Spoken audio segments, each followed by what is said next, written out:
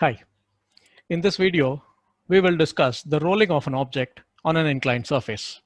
So let's assume there's a wheel placed on a smooth incline. The angle of inclination is theta with the horizontal.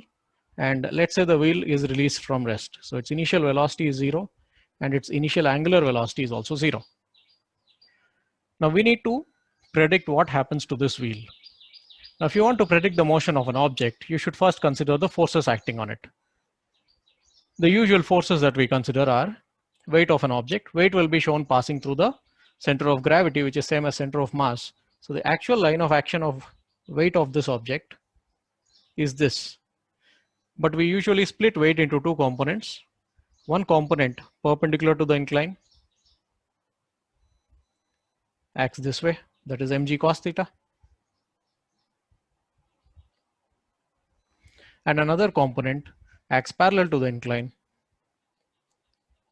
like this, and that is mg sin theta. Apart from weight, since there is contact between the wheel and the surface, we should also consider normal reaction. And because it's a smooth surface, we don't consider friction in this case. The normal reaction acts perpendicular to the surface of contact and it passes through the point of contact, obviously. So the normal reaction in this case would be acting along this line.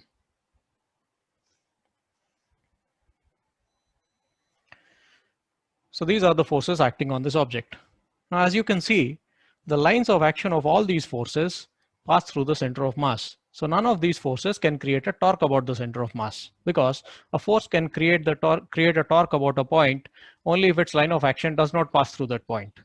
But all three forces here pass through the center of mass, so none of them can create a torque. So on this system, the net torque is 0. So there will not be any rotation in this wheel. But do you think these three forces will cancel? Definitely not. Mg cos theta may be cancelled by normal reaction. So N will be equal to mg cos theta, but mg sin theta is not balanced by any force. So the net force acting on this object would be mg sin theta down the incline. So it will simply slide down the incline with an acceleration equal to net force divided by mass. That becomes g sin theta. I can show you an animation to help you visualize what happens in this case. Just a moment. Right. Let us consider 4 points on the edge of the wheel as shown. One of them is in contact with the incline. The blue point is in contact with the incline. Let's see what happens if this wheel is released from rest. Now, as you can observe, the wheel simply slides down the incline. The point of contact remains the same. There's no rotation in the wheel. It just gets dragged down the incline under the influence of mg sin theta.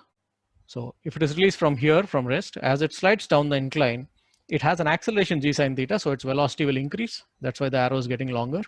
But there will not be any rotation because none of the forces acting on it was producing a torque. Okay, so if friction is absent, this is what would happen. The object simply slides down the incline with an acceleration g sin theta. And because this is a constant acceleration, you can apply the equations of kinematics. If you know the length of the incline, you can tell how long it would take for the object to slide down the incline completely. You can tell with what speed it will reach the bottom of the incline and such things. You can even calculate its kinetic energy when it reaches the bottom of the incline. Also, as this object slides down the incline, the only force doing work on it is weight of the system, weight of the object. And weight is a conservative force. And if conservative forces are the only ones doing work, we can say that the mechanical energy of the system will be conserved. So we can even write potential energy lost by the wheel will be equal to kinetic energy gained by the wheel. Right. So there's no rolling in this case, there's only sliding. Now this is what would happen in the absence of friction. So just try to guess what will happen had this been a rough surface. Does friction need to act? If it does need to act, in which direction will it act? And because of friction, how will the motion of the object change? Let's see. Right. Let's assume the wheel is now released on a rough incline. Now, other than friction, these are the forces that were acting on the wheel, that would be acting on the wheel. And under the influence of these forces, we have already seen the wheel simply gets dragged down the incline. The point of contact slides down the incline. So because this is a rough surface and friction is available, friction tries to prevent sliding. To prevent sliding, friction should act, in this case, up the incline. Because the point of contact had a tendency to slide down the incline, friction now acts up the incline like this. Right. Now we want to predict what happens to this wheel. Let us assume friction is sufficient to prevent slipping. Okay. So let's write that condition here, sufficient friction.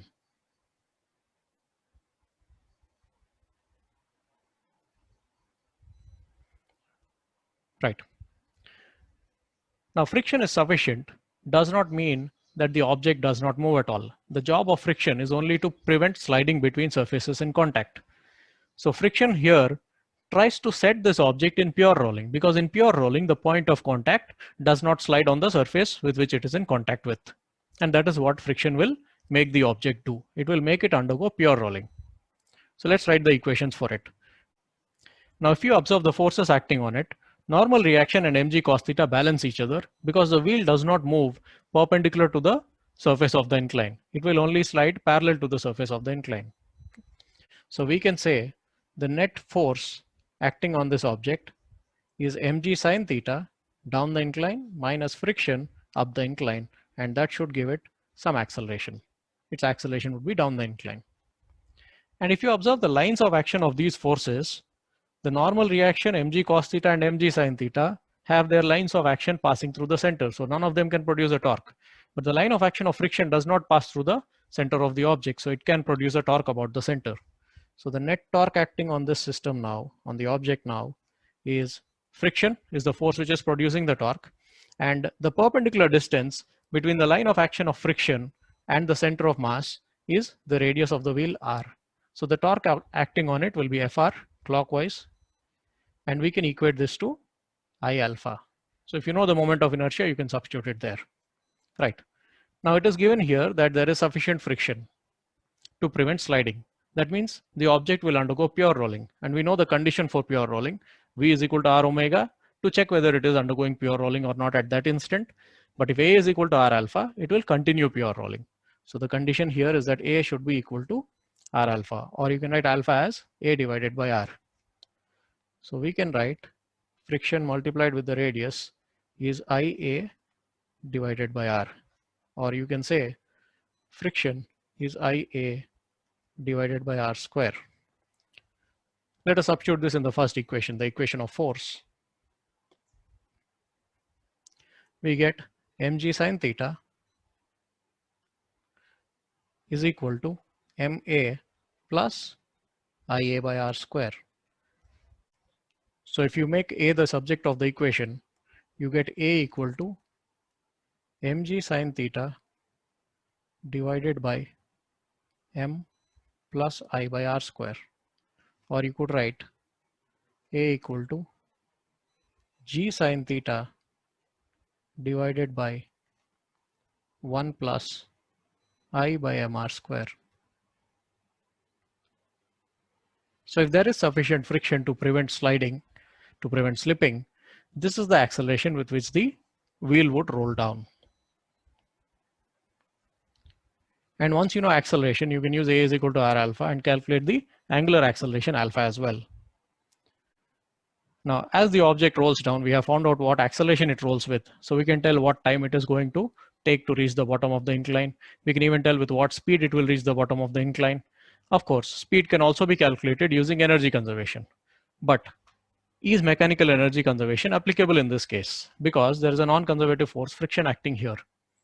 If friction does any work, it will be equivalent to a non-conservative force doing work, in which case you will not apply mechanical energy conservation. But in this case, friction does not do any work because the kind of friction acting here is static friction. The friction acts on the point of contact, and since the object is undergoing pure rolling without any slipping, the point of contact will be at rest when friction is acting on it. So there is no work done by friction. So it is safe to say that mechanical energy conservation is applicable in this case. So as the object rolls down, you can say the potential energy lost by it is equal to kinetic energy gained by it. And this object gains rotational as well as translational kinetic energy. So we can tell with what speed it is going to reach the bottom of the incline. We can tell with what angular velocity it will reach the bottom of the incline, with what kinetic energy it will reach the bottom of the incline. We can even say how much friction is acting on it. Okay. If you know the acceleration, you can calculate the amount of friction acting, and this is static in nature. So this should be less than or equal to mu s multiplied with the normal reaction. So you can even say what is the minimum required coefficient of static friction for the object to undergo pure rolling on the incline. Let us also look at an animation of how this wheel would roll down an incline when the incline is rough. Right. So here we have a wheel placed on a rough incline. You can see the 4 dots marked on it again. When the wheel was released on a smooth incline, the blue dot continued to be in contact with the surface. It was getting dragged down the incline. Now observe what happens. This time there is friction and there is torque also being produced on the wheel. The wheel rotates as well as translates. So this is what happens. Let us see it one more time. The wheel slides down the incline and also rotates at the same time. This is pure rolling down the incline, and this can happen with the help of friction only. And also, you can observe what is happening to the point of contact. Initially, the blue dot was in contact.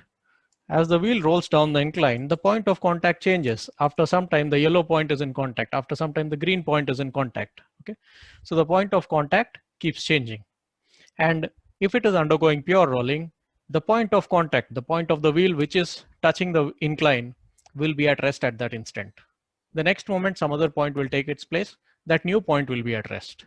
That is why friction does not do any work, as this wheel undergoes pure rolling down the incline. Right. So with this information, you can describe almost everything you need about the object. And if you like this video, comment, share, and subscribe to my channel. See you in the next video. Thank you.